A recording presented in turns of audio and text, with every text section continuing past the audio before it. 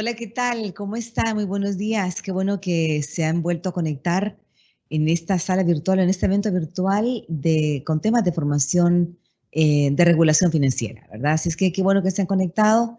Les comento que tienen que registrar su asistencia en el link que le van a poner en el chat, ¿verdad? Porque al tener el 80% de su participación al menos, pueden obtener el título de certificación, ¿verdad? Así es que tienen que asegurarse que su asistencia esté registrada en ese link.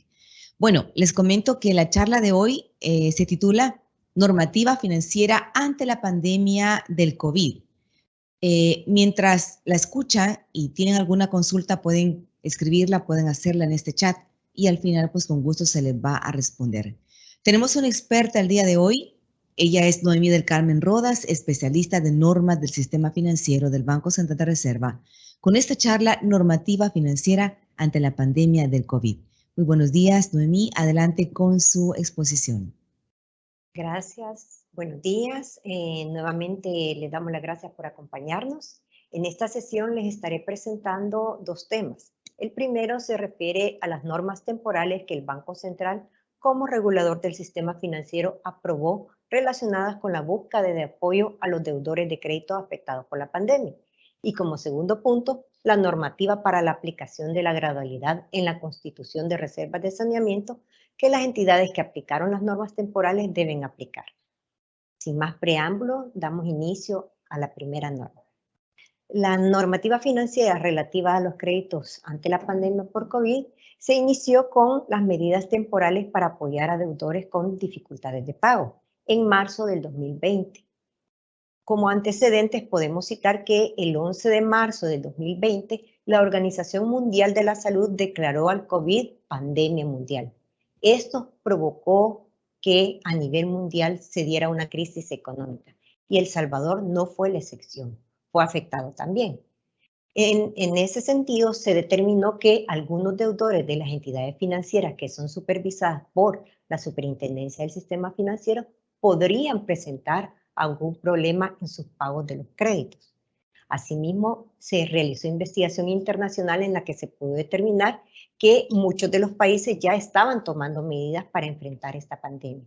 Algunas de las medidas que estaban tomando era darle liquidez a las entidades financieras para asegurar que éstas pudieran dar créditos. Asimismo, facilitar que los créditos se dieran a los hogares, a las pequeñas y las microempresas.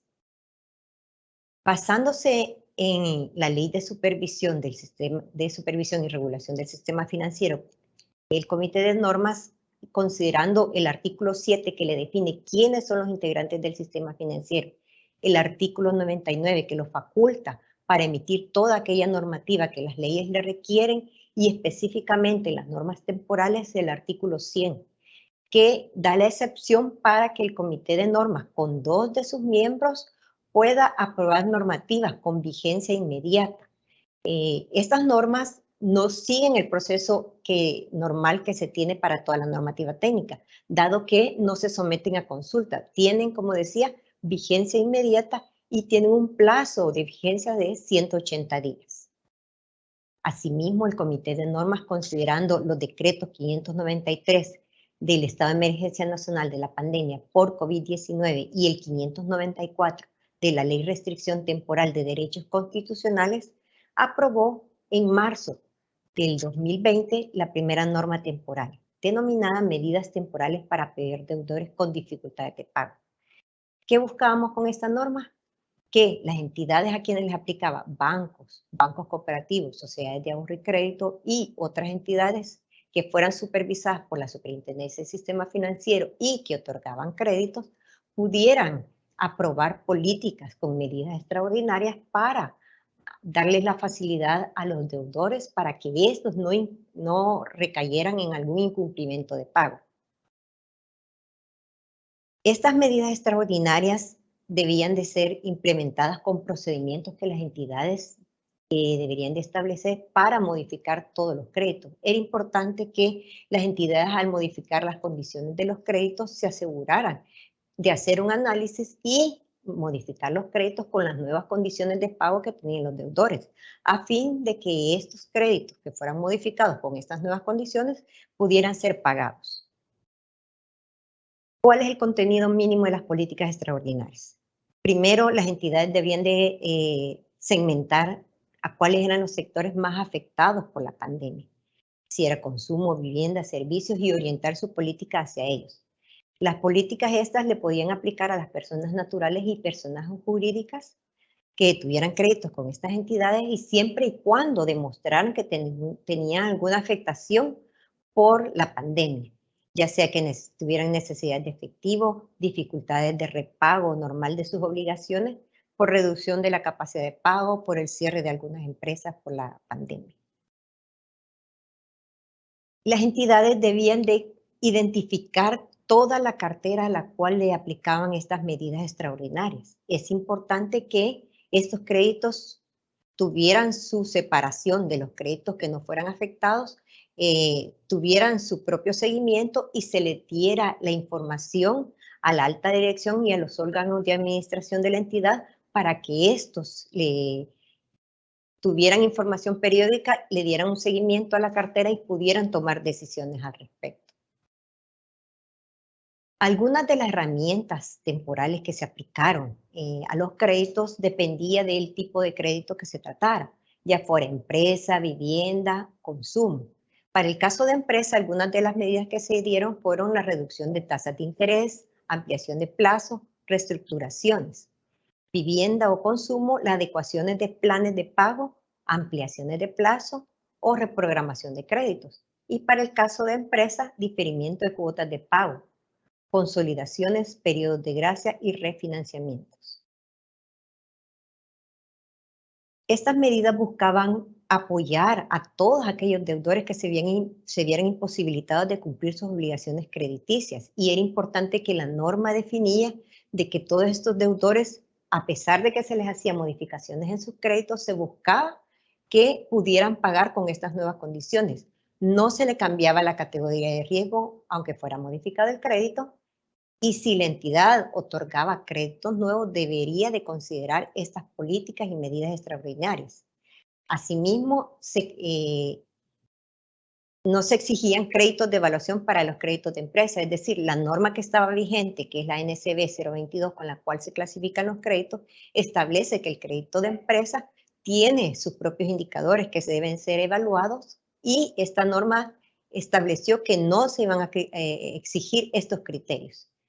La norma también estableció que no iba a haber conteo de días mora. Se cancelaba el conteo de días mora, y que aquellos créditos que tenían alguna garantía inmobiliaria y que su valúo no estaba actualizado, no se iba a considerar vencido. Es decir, las entidades podían considerar este valúo aún cuando no estuviera actualizado para establecer y analizar el crédito.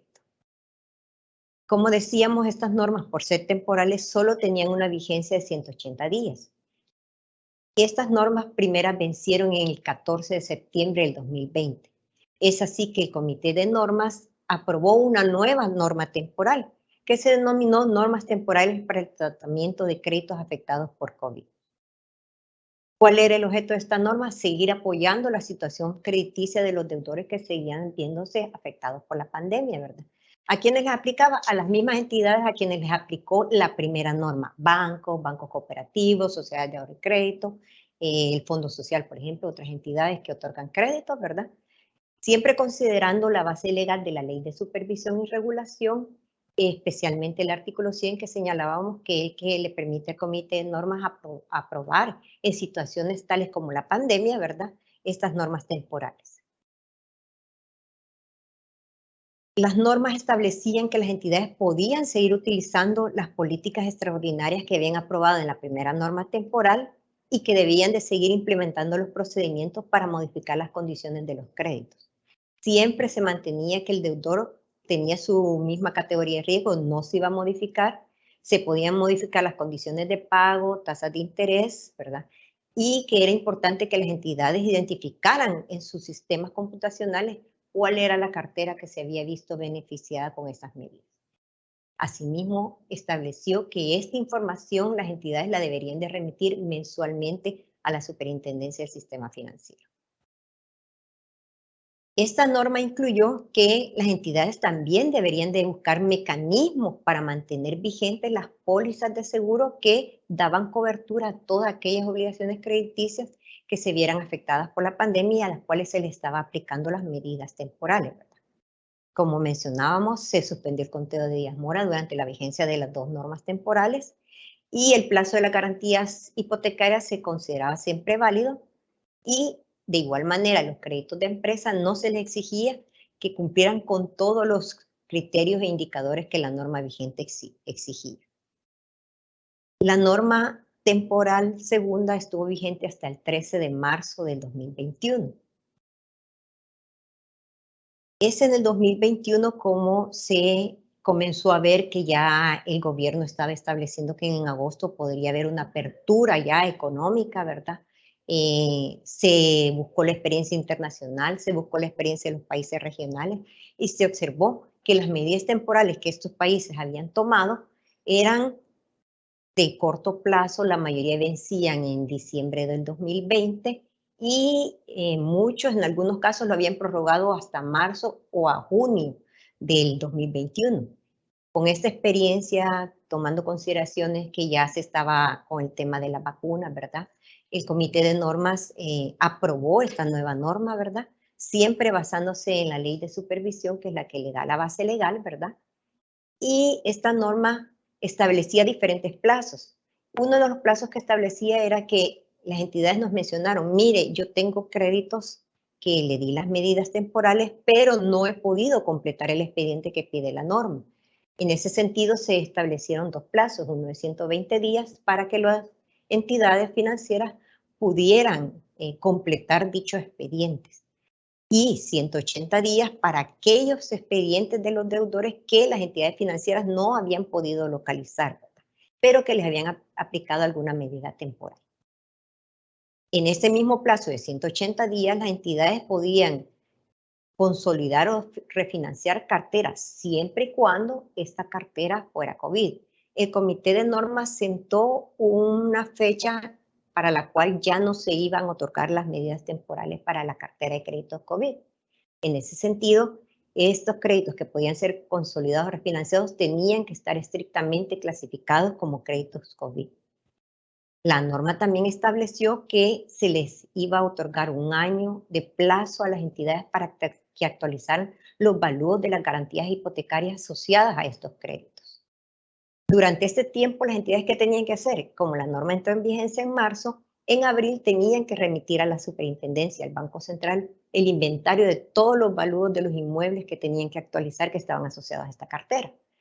Y a partir de mayo tenían que estar informando mes a mes cuáles eran los valores que iban a ir actualizando mes a mes. Lo importante es señalar que durante este año las entidades, ya sea que hubieran actualizado o no esos valores que habían remitido en ese inventario, podían seguir utilizando los valores de esos inmuebles para establecer las reservas de saneamiento que el crédito les exigía. Asimismo, la norma estableció que las entidades podían aumentar la cartera que habían clasificado como cartera COVID, pero con una condición. Primero, que si un crédito al inicio había sido clasificado con la primera norma temporal como cartera COVID y con las nuevas condiciones de pago, el deudor ya se había puesto al día y ya tenía algunos meses que había estado pagando su crédito, ya normalmente muchas entidades nos comentaron también que habían sacado ese crédito de la cartera COVID y ya lo habían clasificado como crédito no COVID.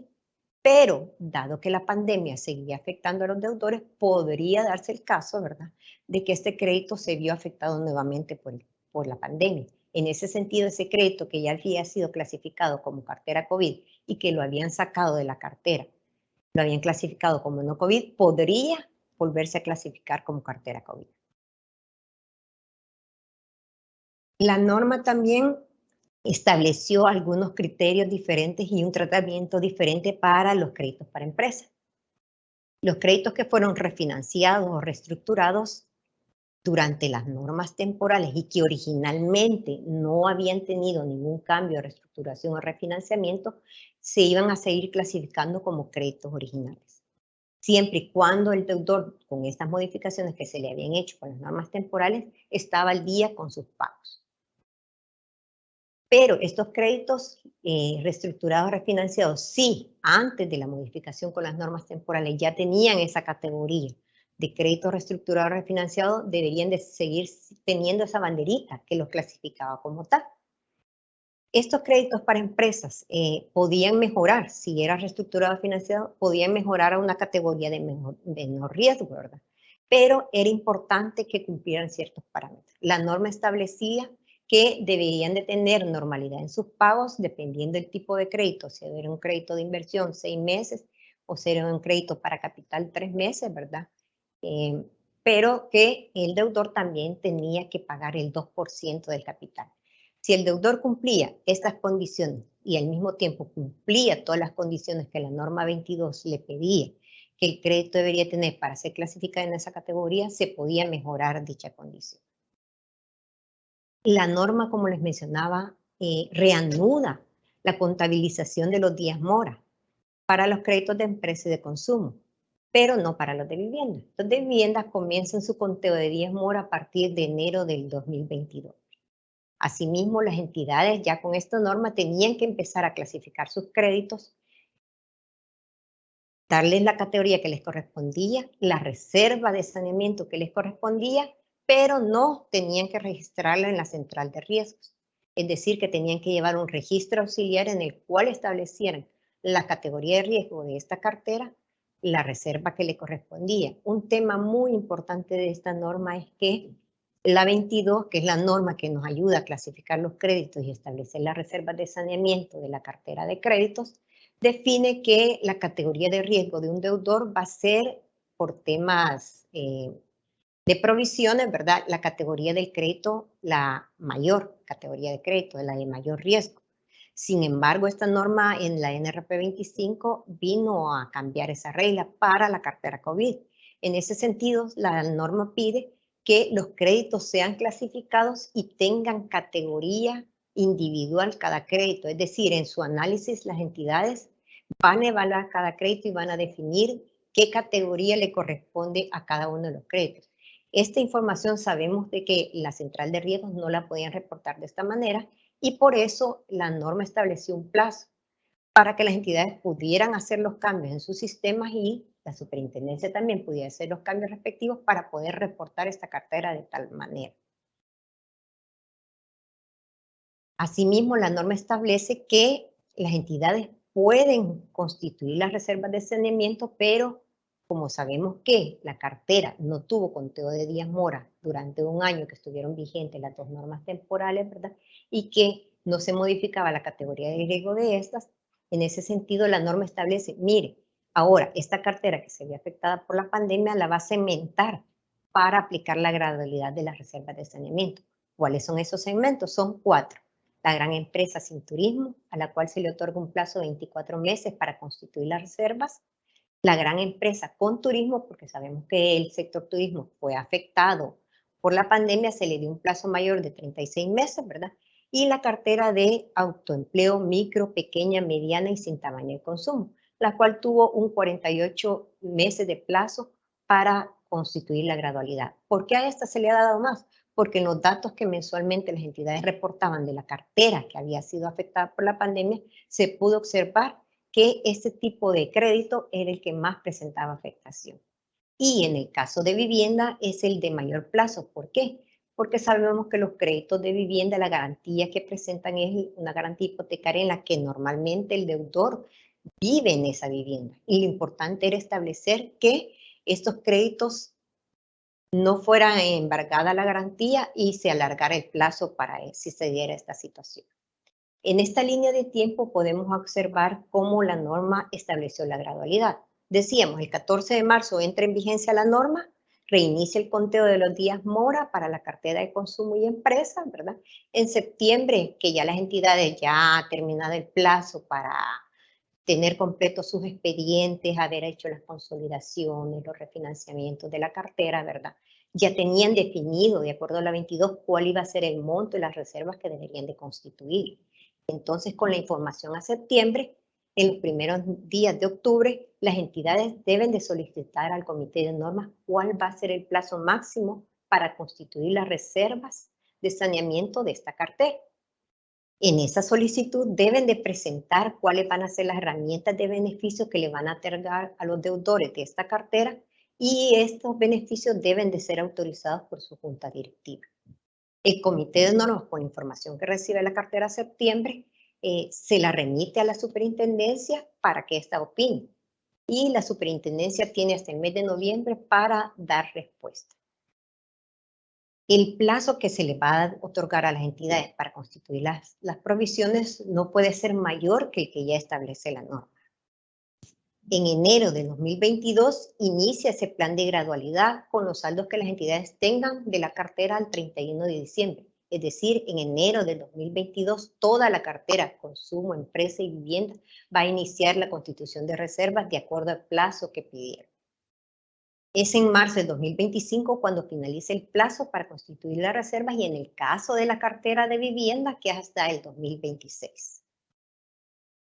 Un tema importante que definió es que, dado que en muchas entidades la cartera que se vio afectada por la pandemia era importante, la norma estableció de que las entidades deberían de divulgar en sus estados financieros cuál era el saldo de esta cartera, que tenían que le aplicaran las medidas temporales, cuál es el monto de la reserva que le van a constituir a esta cartera, cuál es el porcentaje de constitución mensual y el valor pendiente de las reservas que tienen.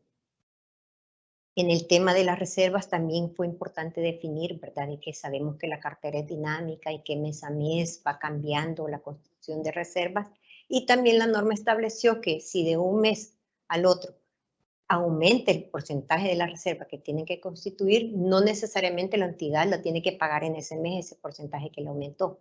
La norma le permite que también ese monto o porcentaje que aumentó de las reservas que va a constituir, las puede constituir en el plazo que ya solicitó al Comité de Normas.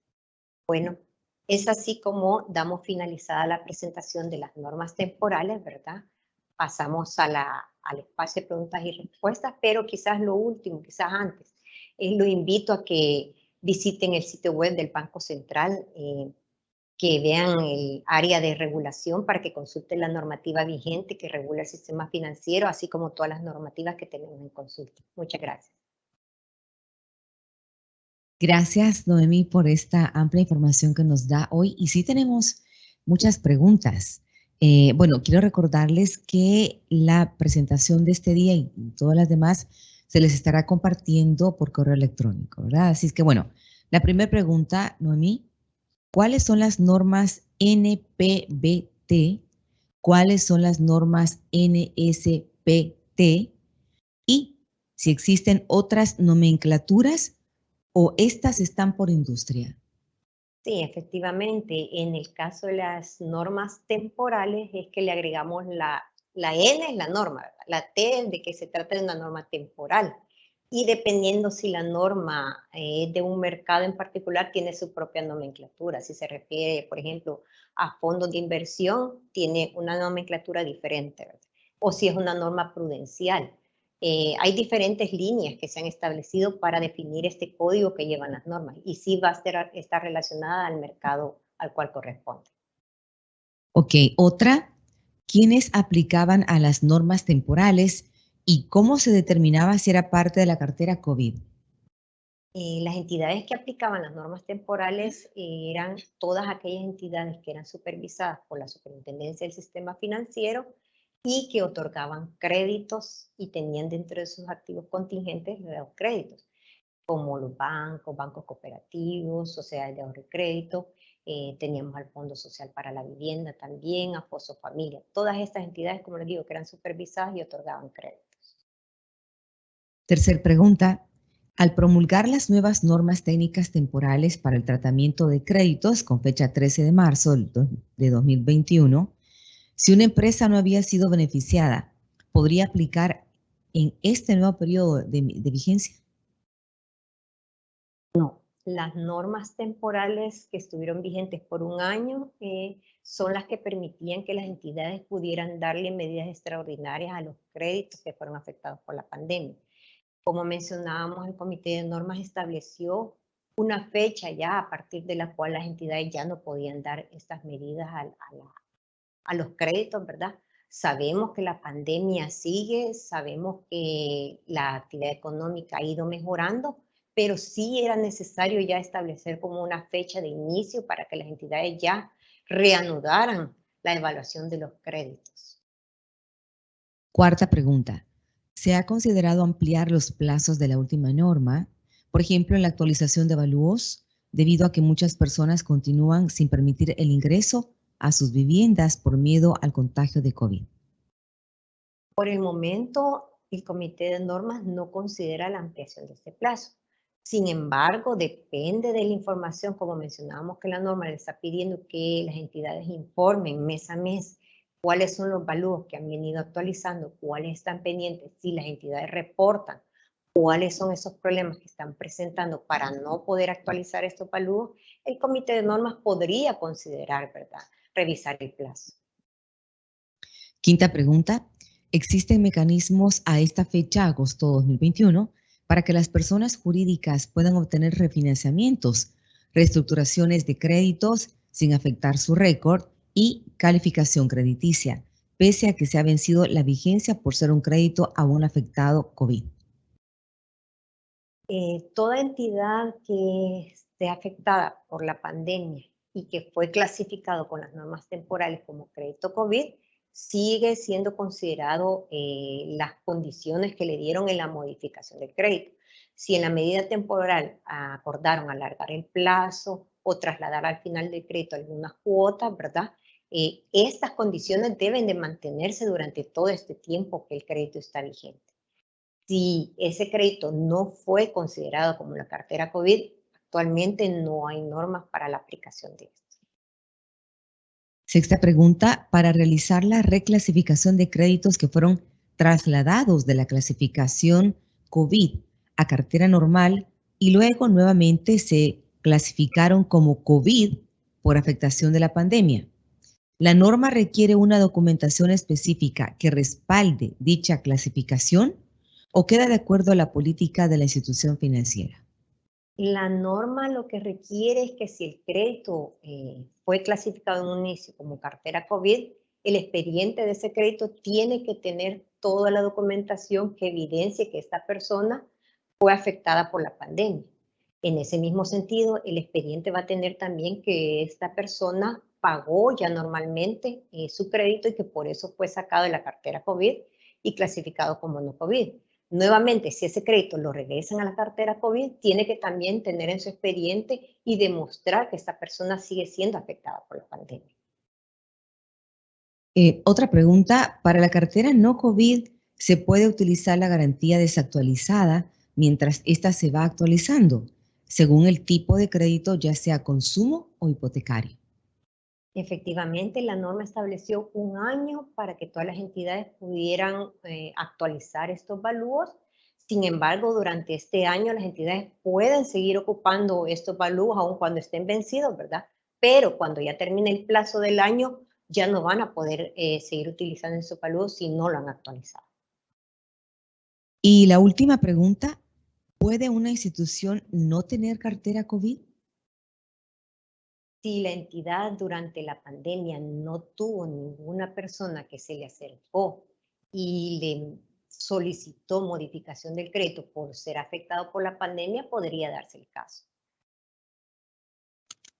Ok, bien, y con estas 8 preguntas ponemos punto final a la sesión 2 de temas de regulación financiera. Recuerda que si no te has inscrito en el link que aparece en el chat, debes hacerlo porque si no, no vas a obtener la certificación al final.